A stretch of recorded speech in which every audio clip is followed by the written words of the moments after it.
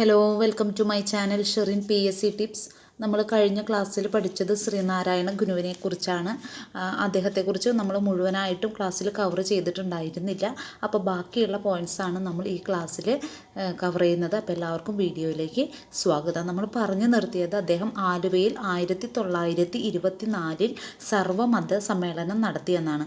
ആ സർവ്വമത സമ്മേളനത്തിൻ്റെ അധ്യക്ഷനായിരുന്നത് ശിവദാസ് അയ്യരാണ്. സദാശിവ അയ്യർ എന്നും ശിവദാസ് അയ്യർ എന്ന് പറഞ്ഞാൽ ഒരാൾ തന്നെയാണ് കേട്ടോ. അദ്ദേഹം അന്ന് മദ്രാസ് ഹൈക്കോർട്ടിൻ്റെ ജഡ്ജായിരുന്നു. ശ്രീനാരായണ ഗുരു സന്ദർശിച്ച ഏക വിദേശ രാജ്യം ശ്രീലങ്കയാണ്. ഗുരുവിൻ്റെ ആദ്യ ശ്രീലങ്ക സന്ദർശനം നടന്ന വർഷം 1918. ആദ്യ ശ്രീലങ്കൻ യാത്രയിൽ ഗുരു ധരിച്ച വേഷം കാവ്യവസ്ത്രമായിരുന്നു. അദ്ദേഹം രണ്ടാമത് ശ്രീലങ്ക സന്ദർശിച്ചത് 1926. മറ്റൊരു രാജ്യത്തിൻ്റെ സ്റ്റാമ്പിൽ പ്രത്യക്ഷപ്പെട്ട ആദ്യ മലയാളിയാണ് ശ്രീനാരായണ ഗുരു. ശ്രീലങ്കയുടെ സ്റ്റാമ്പിൽ പ്രത്യക്ഷപ്പെട്ട ആദ്യ മലയാളിയാണ് ശ്രീനാരായണ ഗുരു. തപാൽ സ്റ്റാമ്പിൽ പ്രത്യക്ഷപ്പെട്ട ആദ്യ മലയാളിയും നാണയത്തിൽ പ്രത്യക്ഷപ്പെട്ട ആദ്യ മലയാളിയും ശ്രീനാരായണ ഗുരു തന്നെയാണ്. ഗുരുവിനോടുള്ള ആദരസൂചകമായി റിസർവ് ബാങ്ക് അദ്ദേഹത്തിൻ്റെ മുഖം ആലേഖനം ചെയ്ത 5 രൂപ നാണയം പുറത്തിറക്കിയത് 2006 സെപ്റ്റംബർ. 2006 സെപ്റ്റംബറിനാണ് അദ്ദേഹത്തിൻ്റെ മുഖം ആലേഖനം ചെയ്ത 5 രൂപ നാണയം റിസർവ് ബാങ്ക് പുറത്തിറക്കിയത്. ഗുരുവിനോടുള്ള ആദരസൂചകമായി തപാൽ സ്റ്റാമ്പ് പുറത്തിറക്കിയത് 1967 ഓഗസ്റ്റ് 21. ഗുരു അവസാനമായി പങ്കെടുത്ത പൊതുചടങ്ങ് കോട്ടയത്ത് വെച്ച് നടന്ന SNDP യോഗമാണ്. 1927 കോട്ടയത്ത് വെച്ച് നടന്ന SNDP യോഗമാണ് അദ്ദേഹം പങ്കെടുത്ത പൊതു ചടങ്ങ്. ഗുരു സമാധി ആയത് ശിവഗിരിയിൽ വെച്ചാണ്. അത് 1928 സെപ്റ്റംബർ 20. ശിവഗിരി ആദ്യം അറിയപ്പെട്ടിരുന്നത് കുന്നിൻപുറം എന്നാണ്. ഗുരു സമാധി സമയത്ത് ധരിച്ചിരുന്ന വസ്ത്രത്തിൻ്റെ നിറം വെള്ളയാണ്. ഗുരു ആദ്യമായി കണ്ണാടി പ്രതിഷ്ഠ നടത്തിയത് കളവൻകോട് ക്ഷേത്രത്തിലാണ്. ഇനി ഗുരു അവസാനമായി കണ്ണാടി പ്രതിഷ്ഠ നടത്തിയ സ്ഥലങ്ങളുണ്ട്, അത് നമുക്ക് നോക്കാം. കളവൻകോട്, ഉല്ലല, കാരമുക്ക്, മുരുക്കുംപുഴ, വെച്ചൂർ, ഇത്രയും സ്ഥലങ്ങളിലാണ് അദ്ദേഹം അവസാനമായി കണ്ണാടി പ്രതിഷ്ഠ നടത്തിയത്.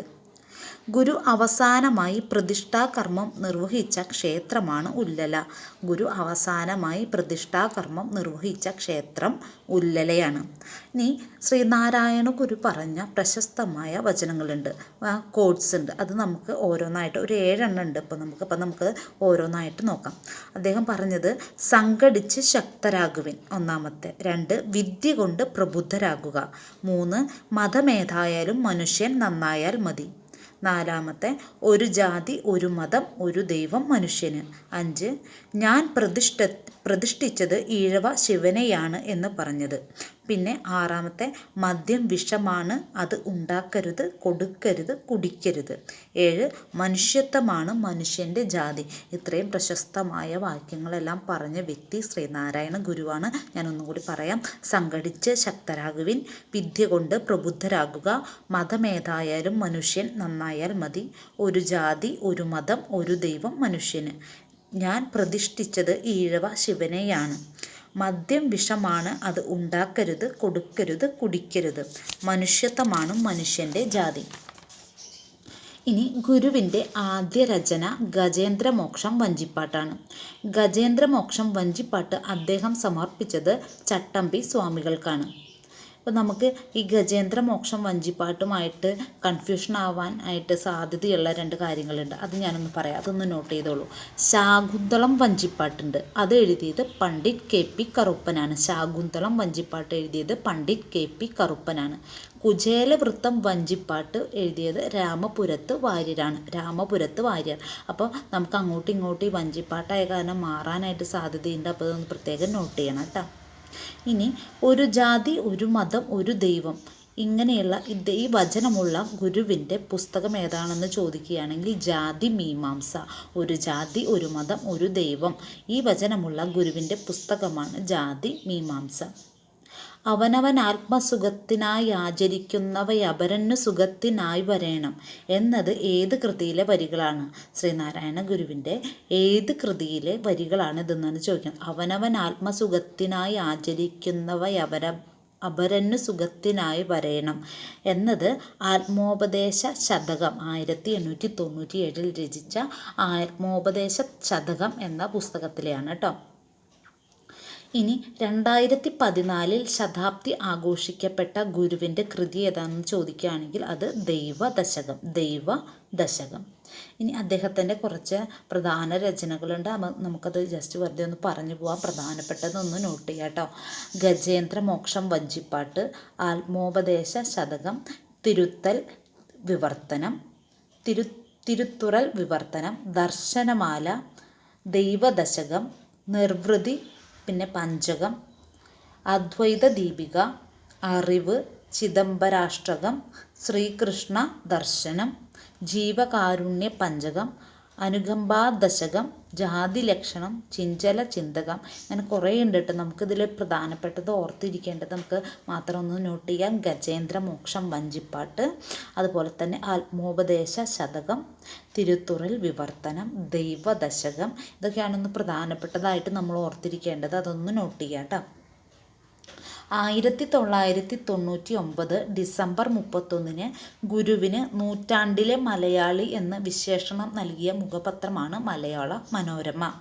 പ്രഥമ Sreenarayana Guru global secular and peace award ലഭിച്ചത് ശശി തരൂരിനാണ് കേട്ടോ. ശശി തരൂർ.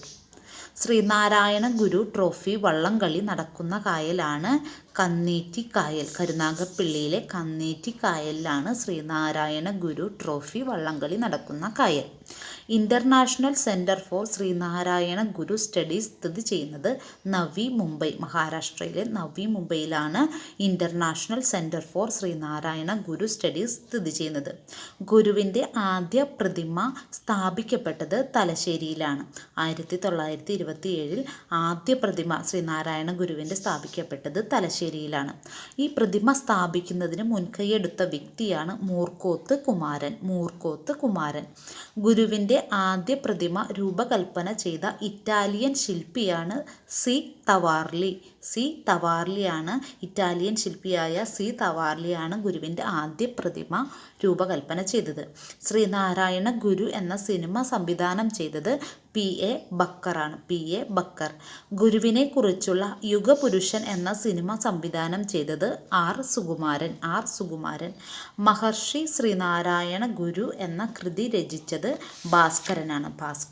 അപ്പോൾ നമുക്ക് ഇത്രയും കുറച്ച് കൂടുതൽ പോയിൻറ്റ്സ് ആണ് നമുക്ക് ശ്രീനാരായണ ഗുരുവിനെ കുറിച്ച് പഠിക്കാനുള്ളത്.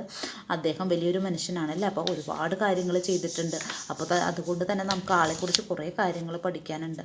അപ്പോൾ നമുക്ക് ഈ ക്ലാസ്സിലത്തെ നോട്ട്സ് എല്ലാം കേട്ട് ഓർക്കേണ്ടതായ വർഷങ്ങളെല്ലാം ഒന്ന് നോട്ട് ചെയ്ത് നമുക്ക് പഠിച്ചെടുക്കാം. അപ്പോൾ നമുക്ക് പുതിയതായിട്ട് ചാനൽ കാണുന്ന ആളുകളാണെങ്കിൽ ചാനൽ സബ്സ്ക്രൈബ് ചെയ്യാനും മുകളിലെ ബെൽ ഐക്കൺ എനേബിൾ ചെയ്യാനും മറക്കരുത്. അതിൽ ഓൾ എന്ന ഓപ്ഷൻ കൊടുക്കുകയാണെങ്കിൽ ഞാൻ ഇടുന്ന വീഡിയോസിൻ്റെ എല്ലാ നോട്ടിഫിക്കേഷനും നിങ്ങൾക്ക് ലഭിക്കുന്നതായിരിക്കും. നിങ്ങളുടെ ഫ്രണ്ട്സിന് ഷെയർ ചെയ്യുക. ക്ലാസ്സിനെ കുറിച്ചുള്ള നിങ്ങളുടെ അഭിപ്രായങ്ങൾ കമൻറ്റിൽ രേഖപ്പെടുത്താനും മറക്കല്ലേ. അപ്പോൾ നമുക്ക് അടുത്ത വീഡിയോയിൽ അടുത്ത ടോപ്പിക്കുമായി കാണാം. അതുവരെ താങ്ക് യു.